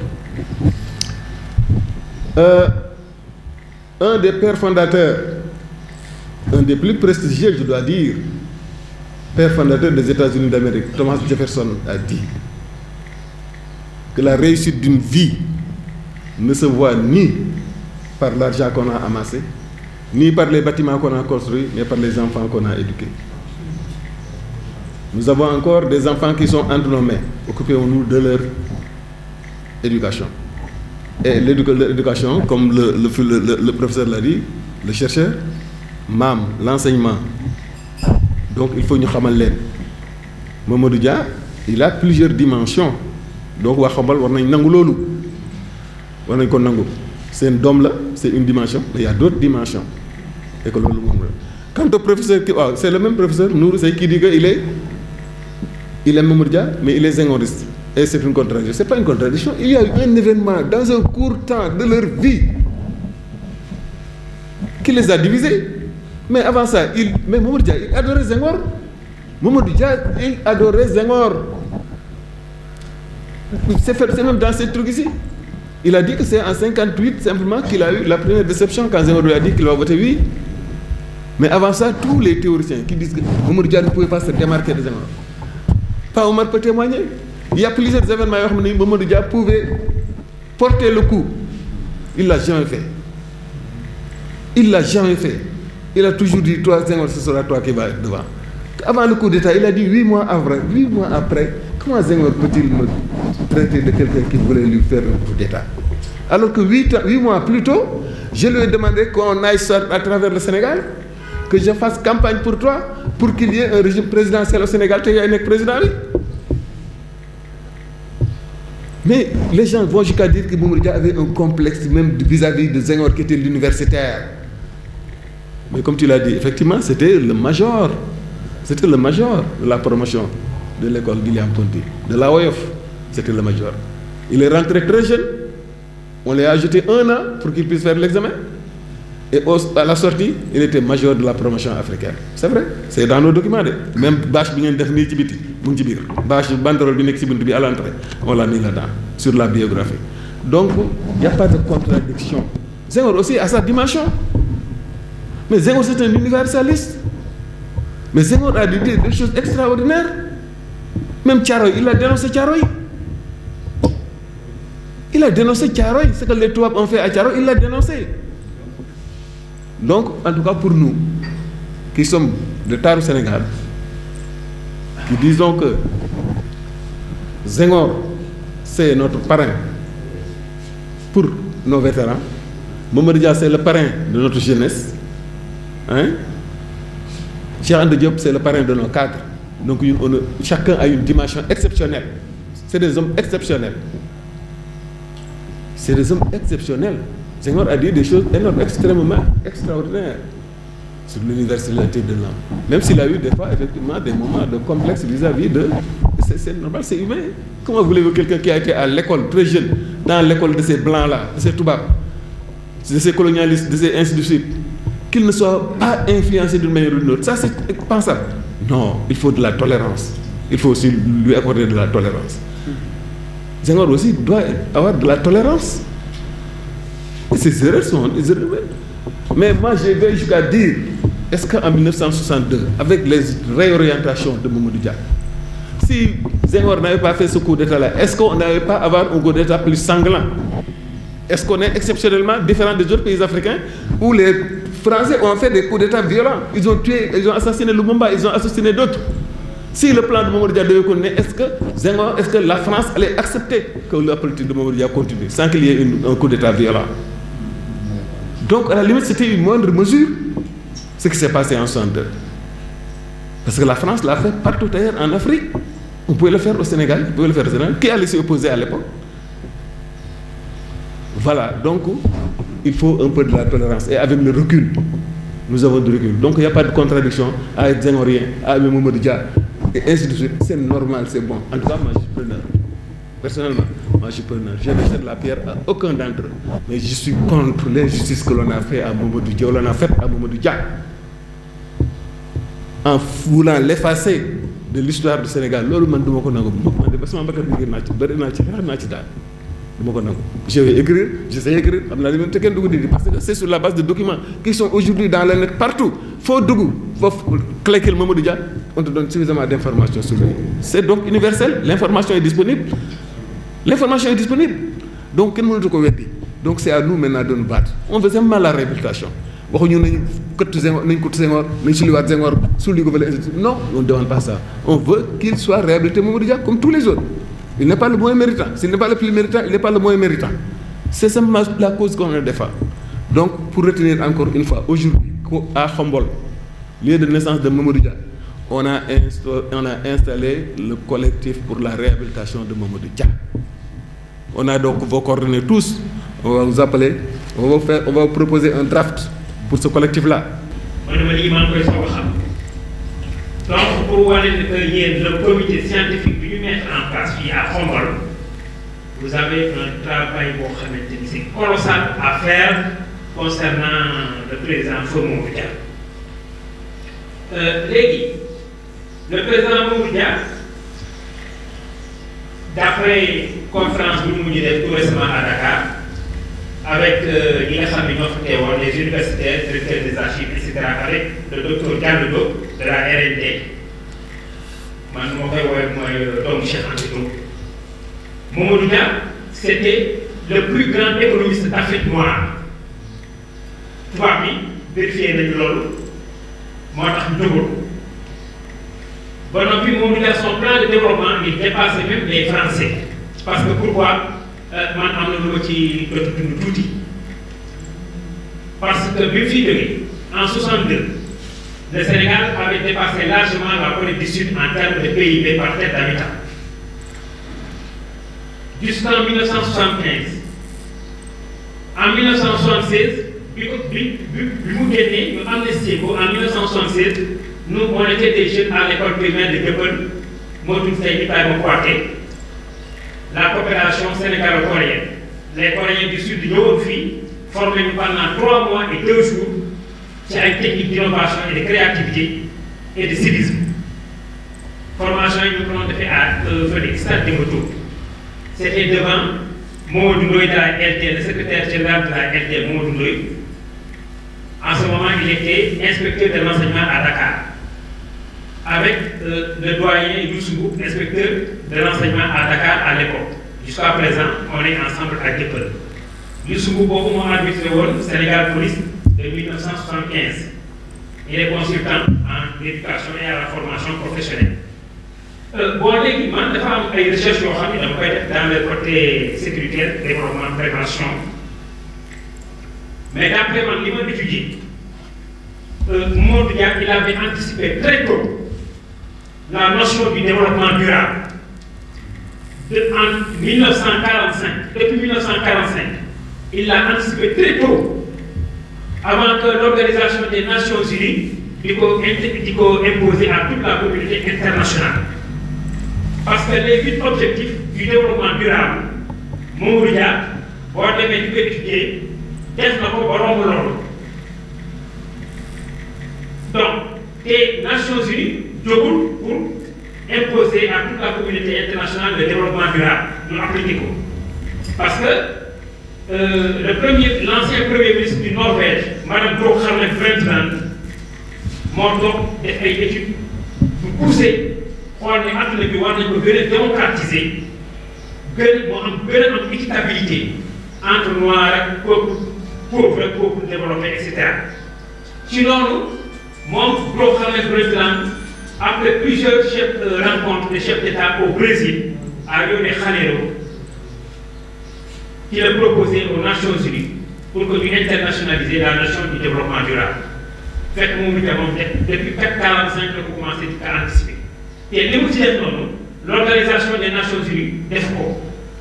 donc nous avons dimension, il y a le mot. Parce que tout récemment, nous sommes à Dakar,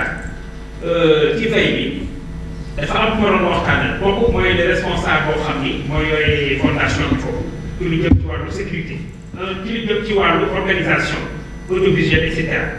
li ñu waxtaanee mu ne ma tout récemment dafa am benn waay bu fi ñëw jóge Fuuta mu ngi sol mu weex kaarawu weex bi mu ñëwee mu ne ko waaw du fii moom bii ngeen yëkkati moom mooy doon kër président Mamadou Dia mu ne ko waaw fii la waaye léegi famille Abass Sall bi moo ko tëdd mu ne ko waaw man tey Fuuta laa jógee waa ji nee na ma génnee téeméer bu ko jox mu ne ko déedéet xaalis yëkkatu Fuuta laa jógee pour ñëw uniquement pour ziar mu ne ko may ma dugg jàpp julli def ñaari rakka ci biir kër gi parce que fi Maodo Dia doon jullee ba tey jii foofu dañ ko def jàkka lañ ko def ci biir kër gi pour wane dimension spirituelle fu mu toll ñun xamuñu ko dañuy topp rek ci ginnaaw di pousse rek parce que géeju xam-xam la ba pare wàññi ni ma paa bi ci boppam ni ko même su dara musaana xew dans le Maghreb arabe léegi dañ daan ñëw fii jël si Maodo Dia en douce te kenn du ko yëg yóbbu ko fa ba yëf yi jeex bi indiwaat ko kenn du ko yëg kon kooku nit kooku il est multidimensionnel. Mour jël nga coordonnées Mour waaw man ne jël nga coordonnées mu ngi fii ah très bien donc le contact va continuer professeur Tandian yaa ngi def ay recherche yaa ngi yëgle yaa ngi jàngale ah dafa laaj nag tuuti nag engagement nag dans le mouvement parce que li nga ci xam dafa bari yaa ngi xamle loolu lu am solo la mais nañ bëgg nag ñii aussi nga jàpp ci ba ñu monter structure yooyu fi ngeen nekk ci université bi ngeen xam ay nit ñu nga xam ne ñii ils sont dans les mêmes perspectives mooy seen ité ñu fexe ba ñu dajaloo donc il faut nous aider à avoir ces adresses là boo jëlee adresse Mor Male ak Mor Mour mi ñu donc relever ces noms là ñu xam ne am nañ idéal ci loolu ñu dajale leen pour donc prochainement également aller vers cette structure là des jeunes ni ngeen ko waxee. effectivement ah cité naa leen ko sànq de wax naa leen day borom xam-xam yi day nee nañ xale moom jàng rek jàngal la ko rek kon nag nañ leen jàngal donc il faut ñu dajale leen dans des écoles comme la jeunesse autogestionnaire panafricaniste qui est un cadre où effectivement on forme les jeunes parce que sur les problèmes du Sénégal dañ ciy traiter dañ ciy échanger dans ce groupe WhatsApp de jeunes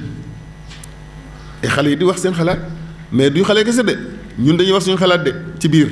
bien que ay màggat lañu bien que ay mag lañu dañ ci xalaat wax nga fi sànq lu am solo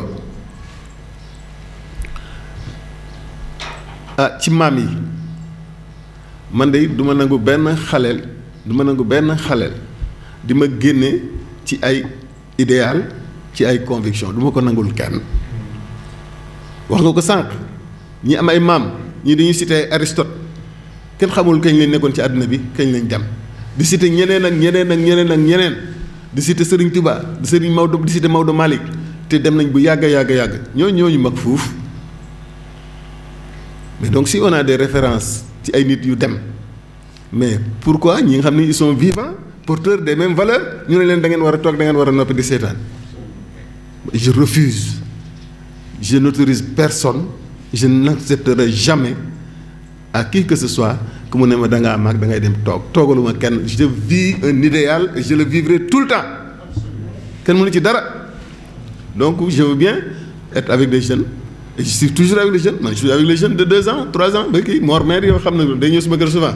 je suis avec les jeunes de A à Z du début à la fin mais nag du ma nangu benn jeune ni ma demal toog bàyyi ñun ñuy xalaat du ma ko def du ma ko defal benn jeune je serai avec vous on sera avec vous nous serons avec vous parce que c'est des convictions de toujours man dama leen di wax ne yéen maa leen gën a nekk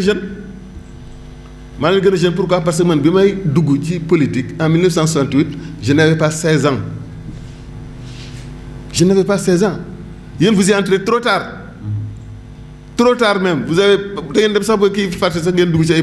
politiciens yi vous ne vision idéale sax dootu leen ko am amu leen ko ngeen nit ñi nañ dem toog da ngeen koy wax ñi nga xam ne ñi intérêt rek moo leen andi ci politique mais ñi nga xam ne c'est la cause de leur peuple c'est la cause des nations c'est la cause de l'humanité ñoo leen ci dugal mënu leen ci génne